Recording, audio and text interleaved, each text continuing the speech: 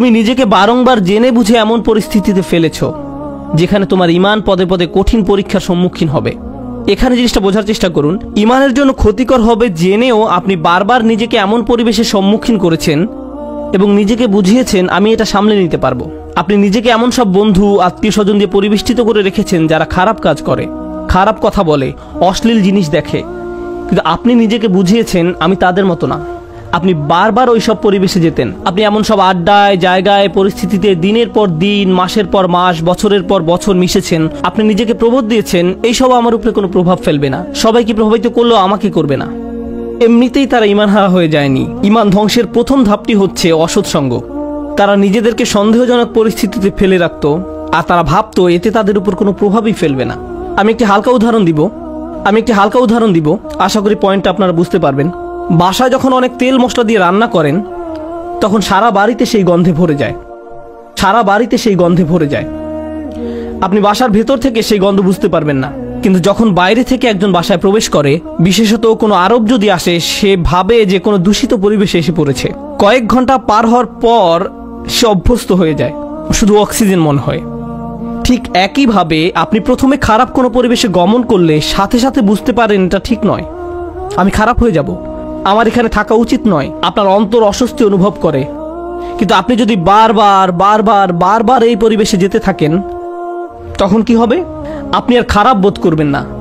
কেউ যদি জীবনে প্রথমবার কোনো ধূমপায়ীর পাশে বসে, তখন সিগারেটের গন্ধে সে কাশতে থাকবে, চোখ দিয়ে পানি আসবে, ফ্রেশ বাতাসের জন্য ছটফট করবে এবং সে দ্রুত সেই জায়গা ছেড়ে চলে যেতে চাইবে। বছরখানেক পর এটাই তাদের অক্সিজেনে পরিণত হয়। সিগারেট ছাড়া তারা নিঃশ্বাসও নিতে পারে না। তাহলে প্রথম সমস্যা হলো আপনি নিজেকে অসৎ পরিবেশে ফেলে রাখেন। ফাতানতুম আনফুসাকুম। দ্বিতীয় সমস্যাটি ছিল ওয়াতারাব্বাসতুম। তোমরা প্রতীক্ষা করেছো, দীর্ঘসূত্রিতা করেছো। এখানে দীর্ঘসূত্রিতা বলতে কি বোঝানো হচ্ছে?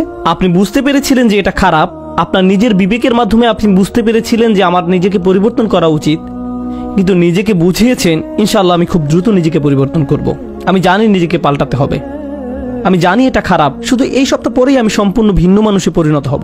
বেশি না, আর একটা সেমিস্টার 2 মাস ওই বকে যাওয়া বন্ধুদের সাথে থাকবো, তারপর আমি অন্য কোর্স নিব। এখন ওদেরকে রাগানো ঠিক হবে না, আমি জানি এটা খারাপ, শুধু এই 1 মাস আমি এসব করব। আর এই 1 সপ্তাহ, এই আর 1টা বা 2টা পার্টি, 1টা 2টা ড্রিঙ্কস, এভাবে আপনি নিজেকে বলতে থাকেন। আর সামান্য একটু এই 9-10 মাস পরেই তো রমজানে সব ছেড়ে দিব, পুরাই চেঞ্জ হয়ে যাব। আমার প্ল্যান আছে হজে যাওয়ার, হজ থেকে আসার পর দেখবেন আমি কেমন ভালো মানুষে পরিণত হই। এভাবে আপনি নিজেকে বলতে থাকেন আর সামান্য একটু, কিন্তু সে পর্যন্ত আমার জন্য দোয়া করতে থাকুন। এই মুহূর্ত থেকে নিজেকে পরিবর্তন করতে চান না, আপনি নিজেকে শুধু খারাপ পরিবেশে ফেলেই রাখছেন না, এখনো নিজেকে পরিবর্তনের জন্য কোনো পদক্ষেপ নিতেও প্রস্তুত নন। মনে হচ্ছে আপনার কাছ থেকে অনেক বেশি কিছু চাওয়া হচ্ছে। যেভাবে আছেন সেভাবেই থাকতে চান, আরো কিছু খারাপ উপভোগ করতে চান। এটাই ওয়াতারাব্বাস্তুম। আপনি ধারণা করে আছেন, আপনার প্রথম ধারণা ছিল আমি খারাপ পরিবেশে থাকলেও এটা আমার উপর কোনো প্রভাব ফেলতে পারবে না। সময়ের সাথে সাথে ভয়ঙ্কর খারাপ কিছু আপনার কাছে স্বাভাবিক হয়ে যায়। এখন অতারাব্বাস্তুম বা অপেক্ষা করতে থাকা, দীর্ঘসূত্রিতা করার প্রভাব কি? আপনি ভাবছিলেন আপনি যে কোনো সময় এই খারাপ কর্ম পরিত্যাগ করতে পারবেন, সব খারাপ সঙ্গ থেকে যে কোনো সময় সরে আসতে পারবেন। আরে আমি তো আর আসক্ত না, আমার তো আর এটার দরকার নেই, আমি তো আর এর সাথে আটকে যাইনি, যখন তখন বেরিয়ে যেতে পারবো। কিন্তু বাস্তবতা এটা নয়। যত বেশি সময় আপনি এর সাথে জড়িয়ে থাকবেন, আপনি তত বেশি এতে আসক্ত হবেন। তারপর এর থেকে বেরিয়ে যাওয়া অসম্ভব হয়ে পড়ে। আপনি আষ্টে পৃষ্ঠে মাথা পড়েন, সম্পূর্ণ ডুবন্ত অবস্থায় নিজেকে আবিষ্কার করেন। আপনি এখন জানেনও না এই পরিবেশের বাইরে সুস্থ জীবনের মানে কি। এরপর আপনি নিজেকে বলতে শুরু করেন অনেক দেরি হয়ে গেছে, আর সম্ভব না। এরকম ঘটার পর এক অপরাধ বোধের জন্ম নিবে। আমি বহুদিন ধরে এত পাপ কাজ করে আসছি, আমার আরো অনেক আগেই তওবা করা উচিত ছিল, এখন অনেক দেরি হয়ে গেছে। নিজেকে খারাপ ভাবতে অথবা মনের ভেতরে অনুশোচনা নিয়ে বেশি দিন কাটাতে কেউই পছন্দ করে না। তখন শয়তান এসে বলবে, তুমি এত অপরাধ বোধে ভুগছো কেন? তোমার তো কোনো দোষ নেই। এই ইসলাম নামের জিনিসটাই তোমার মনের ভেতর যত অপরাধ বোধের জন্ম দিয়েছে। এই ইসলাম বলছে এটা হারাম, ওটা গুনাহ, এভাবে কথা বলবে না, ওটা খেও না, অমুকটা দেখো না, ওখানে যেও না। এই ইসলাম তোমাকে নিজের সম্পর্কে খারাপ ধারণা দিচ্ছে। আচ্ছা, এই ইসলাম যে এত কঠিন সব নিয়ম কানুন মেনে চলতে বলছে, এটা সত্য কিনা তুমি কি নিশ্চিত? শয়তানের ওয়াসওয়াসা শুনে বিভ্রান্ত ব্যক্তি ভাবতে থাকে, আমি আসলে কেন ইসলামে বিশ্বাস করি? মনে হয় যেন ইসলাম চায় না আমি আনন্দে থাকি।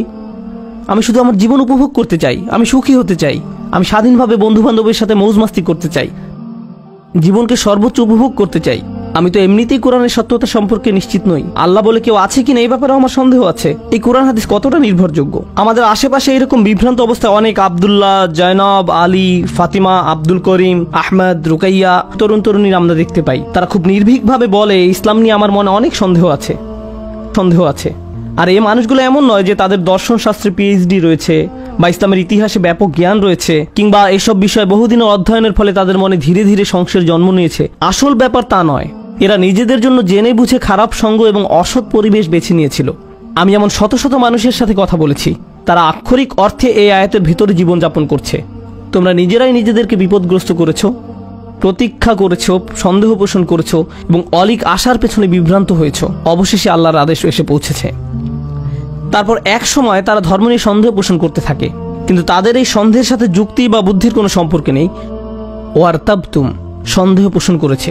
জানেন সন্দেহ কি করে? সন্দেহ প্রথমে তাদের ইসলামের গণ্ডি থেকে বের করে দিবে। তারা এভাবে নিজেকে সান্ত্বনা দিবে, এটা তো আসলে পুরোপুরি সত্য না। সুতরাং এটা না মানার কারণে আমার খারাপ অনুভব করার দরকার নেই।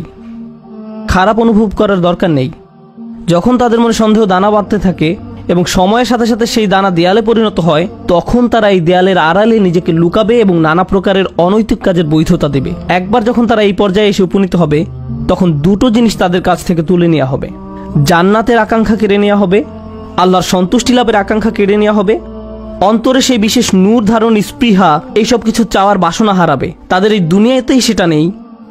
যে লোক আল্লাহর নিকট থেকে সেই সফলতা পেতে চায়, আল্লাহ তাদেরকে এই দুনিয়াতেই তা দিবেন, কিন্তু সেই আকাঙ্ক্ষা তো এখন আর অবশিষ্ট নেই। তাদের এই সম্পর্কে সন্দেহ রয়েছে। 2 নাম্বার, জাহান্নামের ভয় হারাবে। এই দুইটা জিনিস তারা হারাবে, আল্লাহর সন্তুষ্টি লাভের প্রত্যাশা এবং জাহান্নামের আতঙ্ক। এই ব্যক্তির কাছে এখন কিয়ামত বা বিচার দিবসের কোনো মূল্য নেই। কেউ তার সামনে জান্নাত, জাহান্নাম, শেষ বিচারের কথা বললে এটা তার কাছে তামাশা মনে হয় এবং এমনকি এইসব নিয়ে হাসি ঠাট্টা করবে। যখন কারো অন্তর থেকে আখিরাতের প্রাপ্তির আশা হারিয়ে যায় এবং জাহান্নামের শাস্তির ভয় মন থেকে দূর হয়ে যায়, তখন কি হয় জানেন? তখন তার কাছে শুধু একটা জিনিসই গুরুত্ব পায়, দুনিয়া। মনে প্রাণে পুরোপুরি দুনিয়ামুখী হয়ে যায়। যেহেতু পরকাল বলে কিছু নেই, তাই এই দুনিয়াতেই যা কিছু করার পাবার জন্য মরিয়া হয়ে যেতে হবে। অর্থ, বিত্ত, সাফল্য, সম্পদ, জনপ্রিয়তা, বিনোদন, মৌজ মাস্তি, সব ধরনের ম্যাটেরিয়াল থিং যে কোনোভাবে যে কোনো পথে অর্জন করাটাই মুখ্য ব্যাপার হয়ে দাঁড়াবে। সে ভাববে দুনিয়া দিয়ে এইসব প্রাপ্তির ভিতরে রয়েছে সব আনন্দ এবং চূড়ান্ত মানসিক তৃপ্তি, মৌজ মাস্তি, সব ধরনের ম্যাটেরিয়াল থিং। তাই পরবর্তী ধাপটা হচ্ছে অগররাতকুমুল আমানিয়্যু, অলিক আশার পেছনে বিভ্রান্ত হয়েছে। সে মিথ্যা আশার পেছনে ছুটেছে এবং মনে করেছে পার্থিব অর্জন তাকে সুখী করবে। সে তার সম্পূর্ণ জীবন শুধু এই লক্ষ্যেই ব্যয় করেছে। সে মনে করেছিল এই সব কিছু তাকে তার লক্ষ্যে পৌঁছে দেবে। কারোর জন্য সেটা হয় পরবর্তী কোনো মুভি, কারোর জন্য কোনো খেলনা, কারোর জন্য নেক্সট স্মার্টফোন। যেমন কোনো স্টার ওয়ার মুভি বের হলে টিকিটের লাইনে হজের ভিসার লাইনের চেয়েও লম্বা লাইন হয়, কারণ তাকে এখনই এটা দেখতে হবে। যদি এখন না দেখা হয় জীবন তো তাহলে পুরাই ব্যর্থ। এখনই এটা দেখতে হবে। যদি মুক্তি পাওয়ার রাতে না দেখা হয় জীবনের তো তাহলে কোনো মূল্যই থাকে না। তাই এখনই দেখতে হবে। এরপর সে ভেবেছিল এই মুভি দেখলে তা হয়তো তাকে এক ধরনের মানসিক পরিপূর্ণতা দিবে, যা সে কোথাও পায়নি। হল থেকে বের হয়ে এসে চোখ বড় বড় করে বলে, এটা দারুণ ছিল। পরক্ষণে আবার বিষণ্ণ হয়ে যাবে।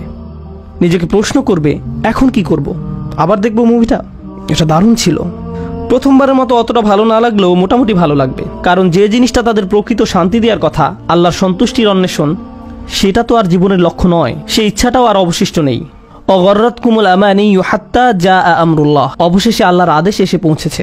বিশ্বাসীদের মতে এটাই ছিল তার জীবন। মুমিনরা বলবে এটাই তার জীবন, যারা তাদের ঈমান হারিয়ে ফেলেছিল, যেটা শুরু হয়েছিল আপাত দৃষ্টিতে একটা ছোট পদক্ষেপ থেকে, অসৎসঙ্গ, এবং সেখান থেকে এটা একটা অটোমেটিক ডাউনওয়ার্ড স্পাইরাল সিঁড়ি, শুধুই নিচের দিকে নেমে যাওয়া। তারপর তার মনে সন্দেহ দানা বাঁধতে শুরু করে।